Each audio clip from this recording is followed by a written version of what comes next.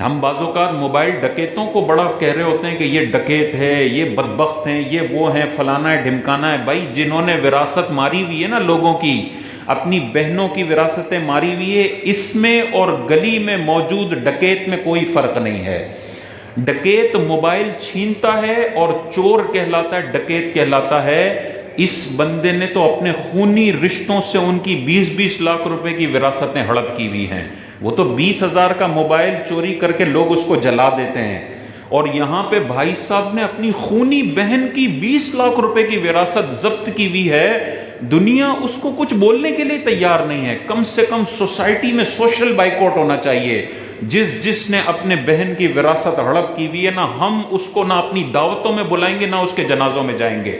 یہ social boycott ہوگا تو اس بھائی کو شرم آئے گی کہ یار اللہ کی آیتوں کی تو میں شرم کرنے کے لیے تیار نہیں ہوں، اب تو میرے رشتہ داروں نے کہا ہے کہ جیسے موبائل ڈکیت کو ہم اپنے گھروں میں نہیں آنے دیتے نا، یہ 20 لاکھ چوری کرنے والا ہے اپنی بہن کی وراثت۔ جب یہ پوسچر جائے گا نا ان وراثت چوری کرنے والوں کے حوالے سے، تو پھر شرم آئے گی کہ یار بھائی دنیا میں زندگی گزارنی ہے تو اللہ نے جس کے جتنے پیسے رکھے ہیں مرنے کے بعد مجھے دینے پڑیں گے۔ میں بدماشی کر کے باپ کے انتقال کے بعد اس کی ساری جائیداد پہ قبضہ نہیں کر سکتا، کیونکہ اللہ نے بتایا ہے لِلذَّكَرِ مِثْلُ حَظِّ الْأُنثَيَيْنِ، تمہارا باپ مر جائے تمہاری بیٹی کا بھی حصہ ہے اور تمہارے بیٹے کا بھی حصہ ہے۔ یہ بالکل ڈھکوسلا ہے کہ باپ نے بیٹی کو جہیز میں دے دیا تھا، جہیز میں باپ نے کروڑوں روپے دے دیے ہوں۔ قرآن کہہ رہا ہے جب باپ مرے گا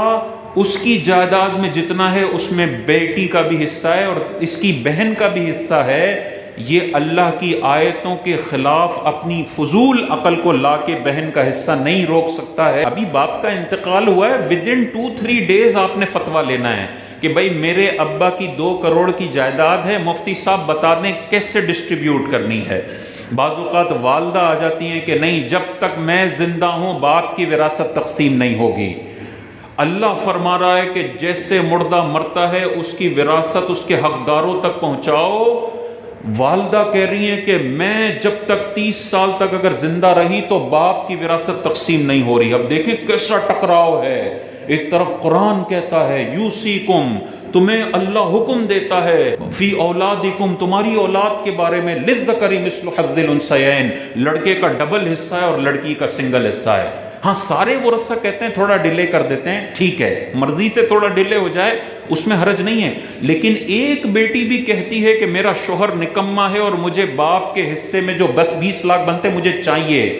اب ایک لمحے کی بھی دیری کوئی بھی کرتا ہے وہ اللہ سے اعلان جنگ کرنے والا ہے۔ اللہ نے فرمایا بیٹی کو دو، یہ ماں نہیں دے رہی، یہ ماں کبیرہ گناہ کی مرتکب ہوگی، اور میں ایسی ماؤں کو جانتا ہوں جنہوں نے زندگی بھر بیٹیوں کا حصہ روکا اور جب مر گئی تو ان کے بیٹوں نے بھی کہا جیسے ماں نے ساری زندگی بیٹی کا حصہ روکا ہے میں بھی ماں کی سنت پر عمل کروں گا اور اب بیٹی کو 1 ٹکا بھی نہیں دوں گا۔ اتنے کالز ہمارے پاس آتے ہیں، بہنیں خون کے آنسو روتی ہیں کہ ماں نے بھی نہیں دی وراثت اور آج بھائی بھی وراثت ہڑپ کر کے بیٹھا ہوا ہے۔ یہ ماں قبر کے اندر جو عذاب بھگت رہی ہوگی نا، سارے طبق روشن ہو جائیں گے کہ تم نے اتنی واضح آیتیں، سورہ نساء کی اتنی مشہور آیتوں کی ایسی کھلم کھلا خلاف ورزی کی، ایسا لگتا تھا کہ تم نے تو کلمہ ہی نہیں پڑھا۔ اتنا واضح اللہ تعالیٰ کا وراثت کے حوالے سے حکم ہے، اور آج اکثر لوگوں کی وراثتیں تقسیم نہیں ہو رہی۔ ہمارے پاس سوال آتے ہیں ہمارے پردادا کی زمین ہے وہ آج ہم نے تقسیم کرنی ہے۔ بھائی پردادا کو مرے ہوئے 40 سال ہو گئے، آج تم فتویٰ لینے آئے ہو۔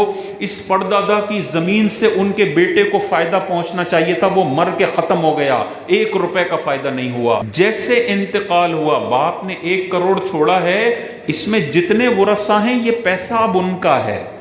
اگر کوئی ایک قبضہ کر لیتا ہے تو بالکل ایسا ہی ہے کہ آپ کسی کی زمین پہ قبضہ کر لیں، آپ کسی کے موبائل پہ قبضہ کر لیں۔ وراثت کا مال اس بندے کا نہیں ہے جس کی کسٹڈی میں ہے، ان کا ہے جن کا قرآن حدیث میں حصہ موجود ہے۔